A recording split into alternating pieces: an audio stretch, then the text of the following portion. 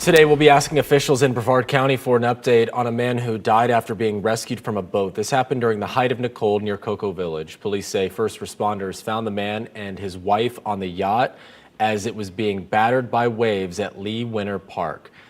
Firefighters were able to perform CPR on the man, but say the boat then broke free from the dock and began drifting away. The man died at the hospital, but his cause of death is still unclear.